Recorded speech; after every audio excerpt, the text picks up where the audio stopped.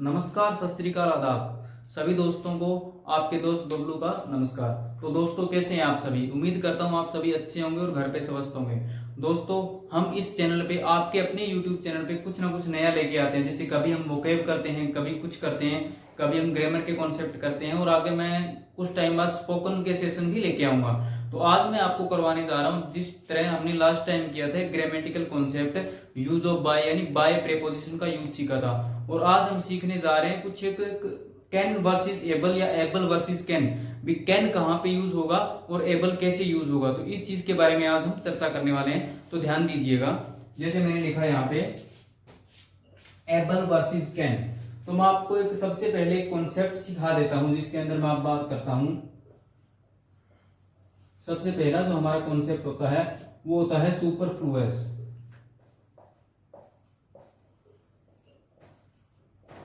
Superfluous होता क्या है? सुपरफ्लुअस होता है जब किसी चीज की हमें जरूरत ना हो और हम वो चीज तभी भी ले लें। जैसे हम खाना खा रहे हैं, हमारा पेट भर गया, लेकिन जब हम और भी खाना खाएंगे तो हमें नुकसान ही देगा। तो इसका मीनिंग निकलता है बियॉन्ड व्हाट इज नीडेड, यानी जितनी चीज की जरूरत हो उससे कहीं ज्यादा, यानी किसी चीज का एक्सेसिव अमाउंट, एक्सेस होना, किसी भी चीज का एक्सेस होना, उसी को हम सुपरफ्लुअस बोलते हैं। सुपरफ्लुअस का एक एग्जांपल जैसे मैं आपको देना चाहूं, जैसे मैंने लिखा पास्ट हिस्ट्री। भाई आप लोगों को अच्छी तरीके से पता है हिस्ट्री जो होता है, हिस्ट्री वो पास्ट का ही तो होता है, पास्ट का ही एक पार्ट होता है हिस्ट्री। तो इसलिए हम कभी पास्ट हिस्ट्री नहीं लिखते, हम हिस्ट्री लिखते हैं, ठीक है। और जैसे मैंने एक और एग्जांपल देने की कोशिश की, रिपीट अगेन। भाई रिपीट के अंदर अगेन का मीनिंग पहले से छुपा हुआ है, तो हम रिपीट अगेन कभी नहीं बोलते, हम बोलते हैं रिपीट। तो इसी तरह मैंने आपको बताने की कोशिश की कि सुपरफ्लुअस आखिरकार होता क्या है। सुपरफ्लुअस वो चीज होती है जब हमें किसी चीज की नीड नहीं होती और हम वो चीज तभी भी लैंग्वेज के अंदर यूज कर लेते हैं। तो इसी चीज को इंग्लिश लैंग्वेज के अंदर सुपरफ्लुअस बोला जाता है, यानी बियॉन्ड व्हाट इज नीडेड। जिस चीज की हमें ज्यादा जरूरत नहीं है लेकिन वो चीज हम फिर भी बार बार यूज कर रहे हैं। जैसे मैंने आपको दो छोटे से एग्जांपल देके समझाने की कोशिश की है, पास्ट हिस्ट्री और रिपीट अगेन को लेके। तो आइए हम आगे करते हैं इस चीज को स्टार्ट। मैं आपको समझाने जा रहा हूं कैन। कैन जो होता है वो एक मॉडल होता है। मॉडल क्या होते हैं? मॉडल होते हैं हेल्पिंग वर्ब्स। हेल्पिंग वर्ब्स जिनको हम लेक्सिकल वर्ब्स भी बोल सकते हैं, ऑक्सिलरी वर्ब्स भी बोल सकते हैं, इनके और भी कई नाम होते हैं, लेकिन कैन होता है मॉडल। और कैन का एक फंक्शन होता है एबिलिटी दिखाना। एबिलिटी दिखाना और एबिलिटी ये इसका वन ऑफ द फंक्शंस, यानी इनके फंक्शन में से एक है।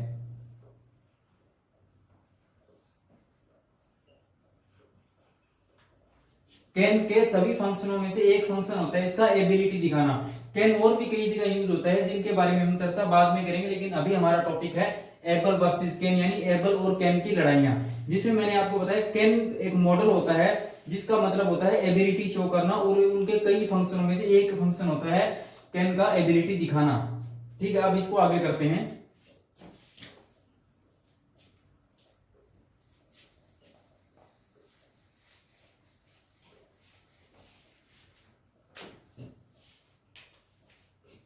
जिस तरह मैंने एक सेंटेंस लिखा, he can be able to do this work. मैंने लिखा he can be able to do this work. तो जैसे कि मैंने बताया कैन का मीनिंग, कैन का एक फंक्शन होता है एबिलिटी दिखाना। कैन का एक फंक्शन होता है एबिलिटी दिखाना। तो यहाँ पे पहले ही कैन अपनी एबिलिटी दिखा रहा है, उसके बाद फिर एक एबल आ गया, यानी कैन अपनी एबिलिटी की प्रोसेस को दिखा रहा है, उसके बाद फिर से एबल आ गया, तो यहाँ पे ये एबल गलत हो जाएगा। जिस तरह मैं एक बात लिखता हूं, एबिलिटी। एबिलिटी होती क्या है? एबिलिटी होता है कि एडजेक्टिव। एबिलिटी की पार्ट ऑफ स्पीच होती है एडजेक्टिव। और एक आपने सुनी होगी लिंकिंग वर्ब्स।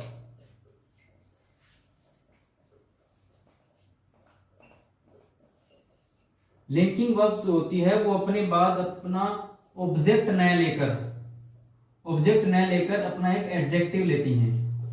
यानी लिंकिंग वर्ब के पास ऑब्जेक्ट नहीं आता, लिंकिंग वर्ब के बाद ऑब्जेक्ट नहीं आता और वो लेती हैं एक एडजेक्टिव। लिंकिंग वर्ब अपने बाद एडजेक्टिव लेती है। जैसे मैंने एग्जांपल लिखा, ही इज रिच। इज जो है वो एक लिंकिंग वर्ब है, इज जो है एक लिंकिंग वर्ब है, और रिच जो होता है वो एक एडजेक्टिव होता है। इसमें मैंने बताया कैन का काम होता है एबिलिटी दिखाना, और एबिलिटी एक एडजेक्टिव होता है। और जो लिंकिंग वर्ब्स होती है, वर्ब्स के बहुत सारे टाइप होते हैं, जिनमें से एक टाइप की होती है लिंकिंग वर्ब्स। लिंकिंग वर्ब्स जो होती है वो अपने बाद अपना ऑब्जेक्ट ना लेकर वो अपने बाद अपने डायरेक्ट अपने तुरंत बाद एक एडजेक्टिव लेती हैं। जैसे मैंने लिखा ही इज रिच, या फिर मैंने ये लिख दिया एक और example, he is good. Good भी तो एक एडजेक्टिव है। ही इज गुड, वो अच्छा है। He is good, he is rich, यानी यहाँ पे लिंकिंग वर्ब हो जाती है, और लिंकिंग वर्ब के बाद अपना उसने एडजेक्टिव लिया। जैसे मैंने लिखा ही इज रिच या ही इज गुड।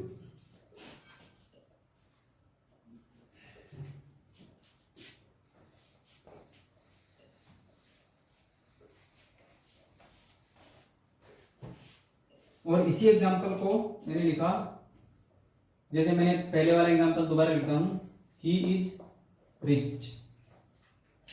तो रिच यहां पे एडजेक्टिव का काम कर रहा है, और इज जो है वहां पे लिंकिंग वर्ब है। तो मैंने दूसरा एग्जांपल लिखा,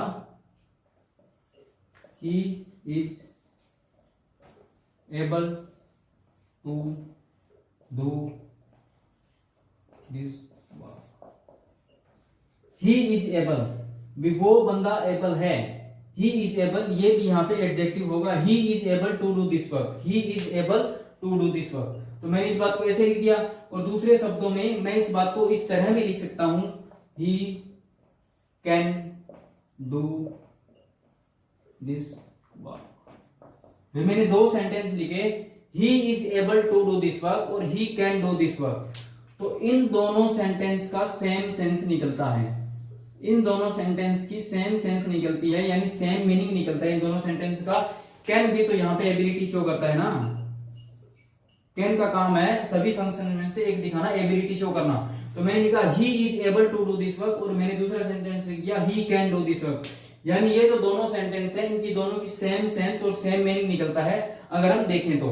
और इसके बाद मैं आपको बताने जा रहा हूं डिफरेंट मीनिंग किन सेंटेंस का किस तरह से निकलता है, उसके बारे में भी आप ध्यान दीजिएगा।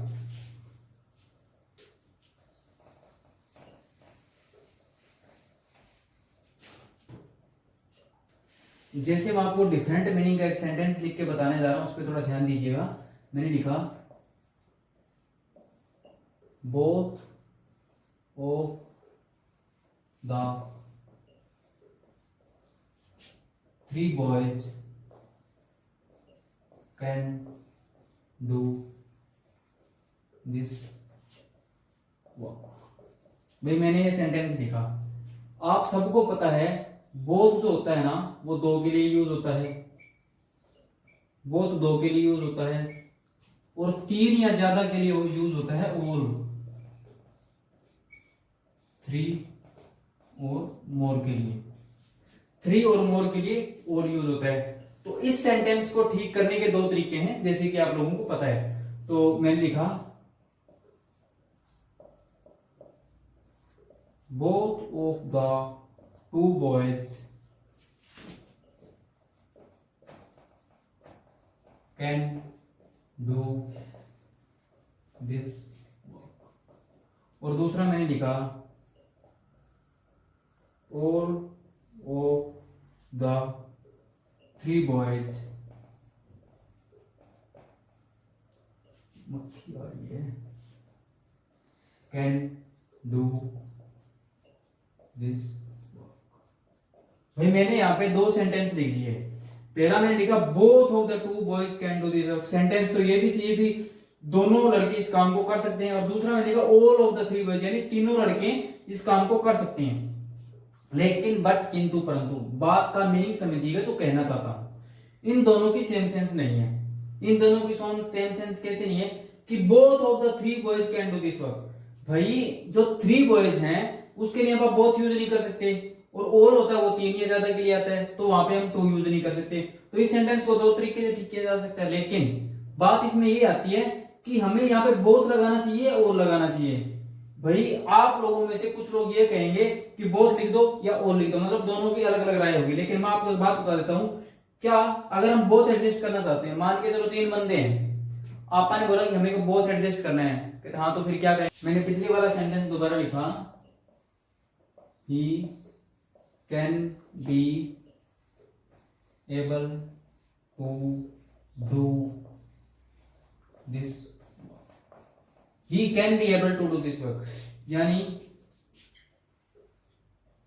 अब इसमें एरर कहां निकलेगा। जिस तरह पिछले सेंटेंस में मैंने आपको बताया कि हमने ऑल को एडजस्ट करना था, क्योंकि वहां 3 बॉयज था, ना कि जहां से सेंटेंस की शुरुआत हुई थी वहां से हमने सेंटेंस को मतलब सही करना था। जैसे बोथ को एडजस्ट करने के लिए हम एक बंदे को मार नहीं सकते, उसी तरह इस सेंटेंस में ध्यान दीजिएगा, इस सेंटेंस को ठीक करने के भी 2 तरीके हैं।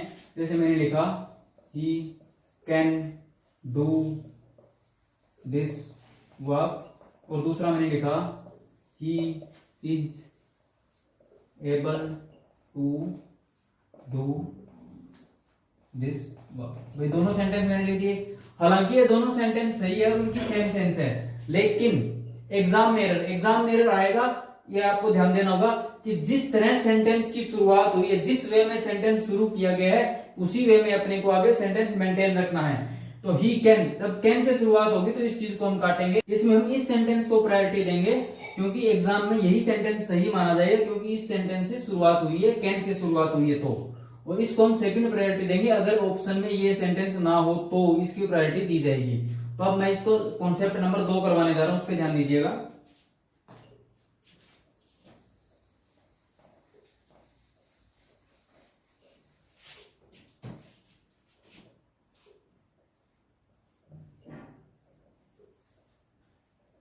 कॉन्सेप्ट नंबर 2 ये क्या है, इसमें मैंने लिखा, फॉर एग्जांपल मैंने लिखा,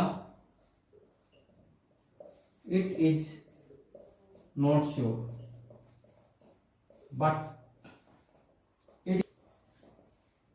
बट दे कैन बी,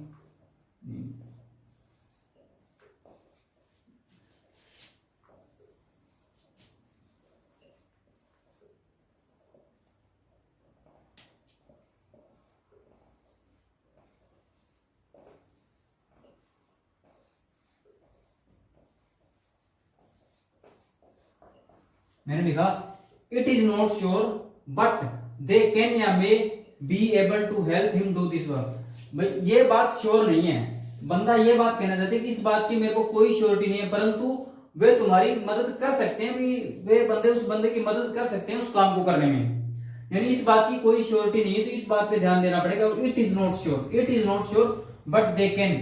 और आपको जैसे कि मैंने बताया, कैन जो है ना वो एक एबिलिटी दिखाता है, कैन एबिलिटी दिखाता है, और मे का एक फंक्शन है, सभी फंक्शनों में से एक है एक पॉसिबिलिटी दिखाना, यानी मे का काम तो होता है पॉसिबिलिटी दिखाना और कैन का काम होता है एबिलिटी दिखाना। मतलब उस बंदे को एक पॉसिबिलिटी है, थोड़े बहुत चांस है, 1% लेकर 99% तक एक चांस है कि बंदा तुम्हारी मदद, यार उस बंदे की बंदा मदद कर सकता है उस काम को करने में, लेकिन उस बंदे को कोई श्योरिटी नहीं है, उस बंदे के बारे में कोई खास जानकारी नहीं है, इसीलिए वो बोलता है इट इज नॉट श्योर, इस बात की मेरे को कोई श्योरिटी नहीं, बट परंतु दे कैन या they may be able to help him do this work, वो उस बंदे की हेल्प करने में एबल है या नहीं है। तो यहाँ पे मैंने देखा मे आएगा, क्योंकि कैन जो है ना, कैन एबिलिटी दिखाता है और एबिलिटी के साथ एबल नहीं आ सकता। अगर एबिलिटी ही होती तो इट इज नॉट श्योर। अगर हम कई बार क्या सोचते हैं कि कैन को काट देते हैं, तो कैन को सीधा भी नहीं काटा जा सकता, क्योंकि यहाँ पे मे आएगा ही आएगा। मे इसलिए आएगा क्योंकि मे यहाँ पे पॉसिबिलिटी दिखाता है, और अगर हम कैन काट के डायरेक्ट एबल रहने दें तो इस बात की कोई मतलब, जो ये सेंटेंस लिखा है, जो ये लिखा है इट इज नॉट श्योर, फिर इस बात का तो कोई मतलब ही नहीं रह जाएगा ना कि इट इज नॉट श्योर, मेरे को तो कोई श्योरिटी नहीं इस बात की, और यहाँ पे तुम बता रहे हो एबिलिटी दिखाने की, तो यहाँ पे एबिलिटी भी नहीं दिखाई जा सकती, इसलिए मैंने इसको लिखा कॉन्सेप्ट नंबर 2। भी अगर ऐसा कुछ आ जाएगा इट इज नॉट श्योर, मेरे को इस बात की कोई श्योरिटी नहीं, पर हो सकता है वो उस बंदे की उस काम में मदद कर दें, यही मतलब निकलता नहीं, हो सकता है कि वो उस बंदे की उस काम में मदद करते हैं, लेकिन मेरे को कोई इस बात की श्योरिटी नहीं है। भाई अगर श्योरिटी नहीं है तो एबल नहीं आ सकता डायरेक्ट, और ना डायरेक्ट कैन आ सकता। तो कैन को काट के कहीं आप डायरेक्ट एबल लिख दो तो डायरेक्ट एबल भी नहीं लिखा जा सकता, तो यहाँ पे आपको मे मॉडल का यूज करना ही पड़ेगा, क्योंकि वो पॉसिबिलिटी दिखाता है, लेस पॉसिबिलिटी। ठीक है, तो आपको ये बात समझ आ गई होगी। It is not sure, can की जगह मे आएगा। It is not sure but they may be able to help him do this work.